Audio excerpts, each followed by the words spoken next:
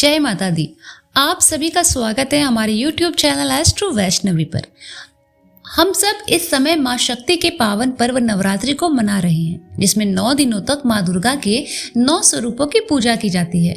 पहले दिन हमने माँ शैलपुत्री, दूसरे दिन माँ ब्रह्मचारिणी और तीसरा दिन है आज माँ चंद्रघंटा का।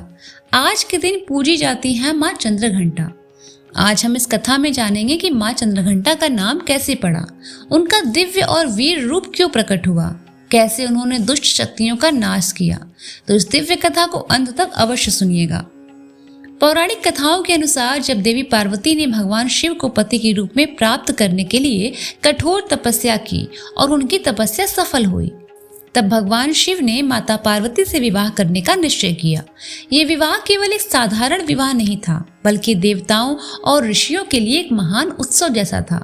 पर्वतराज हिमावान और माता मीना ने अपनी पुत्री पार्वती के विवाह की तैयारी बड़े उत्साह से शुरू कर दी। पूरे हिमालय लोक में उत्सव का वातावरण था। जब भगवान शिव की बारात हिमालय के महल की ओर चली तो वह बारात बहुत ही अद्भुत और विचित्र थी। उस बारात में देवता तो थे ही, लेकिन उनके साथ भूत प्रेत, योगीगण और अनेक रहस्यमय शक्तियां भी थी। भगवान शिव स्वयं भी अपने अद्भुत रूप में थे।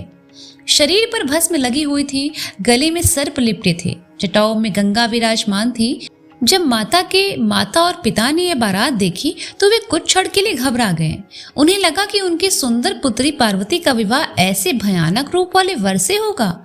तब माता पार्वती ने अपनी माँ को समझाया कि भगवान शिव कोई साधारण देवता नहीं है, बल्कि ये स्वयं ब्रह्मांड के महानतम योगी और देवों के देव हैं। इसी समय पार्वती ने अपना एक अत्यंत दिव्य और तेजस्वी रूप धारण किया। इस रूप में उनके मस्तक पर अर्धचंद्र के आकार की घंटा के समान आकृति चमक रही थी। इसी कारण उनका नाम चंद्रघंटा पड़ा।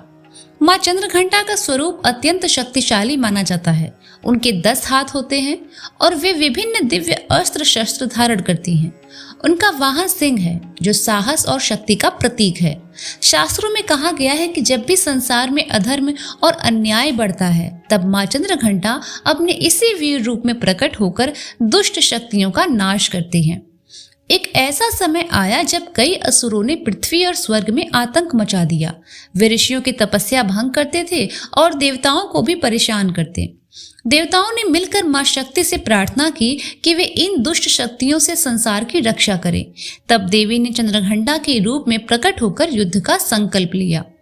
जब देवी चंद्रघंटा युद्ध भूमि में पहुंची तो उनके सिंह की गर्जना से पूरा आकाश गूंज उठा। उनके मस्तक पर स्थित अर्धचंद्र के दिव्य चमक से चारों ओर प्रकाश फैल गया। देवी के हाथों में त्रिशूल, गदा, तलवार और अन्य दिव्य अस्त्र चमक रहे थे। असुरों और देवी के बीच भयंकर युद्ध हुआ, लेकिन अंत में मां चंद्रघंटा की शक्ति के सामने सभी दुष्ट शक्तियां पराजित हो गई। इस प्रकार देवी ने संसार को भय और आतंक से मुक्त किया। मां चंद्रघंटा का यह रूप हमें साहस, वीरता और आत्मविश्वास का संदेश देता है। उनकी पूजा से जीवन में भय और नकारात्मकता दूर होती है और मन में शक्ति और शांति का अनुभव होता है।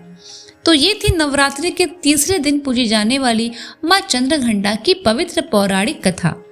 अगर आपको ये वीडियो पसंद आया हो तो वीडियो को लाइक करें और कमेंट में लिखें जय माता दी।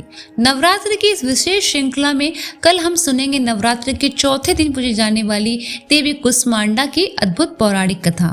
तो कल फिर मिलते हैं एस्ट्रो वैष्णवी चैनल पर। तब तक के लिए जय माता दी।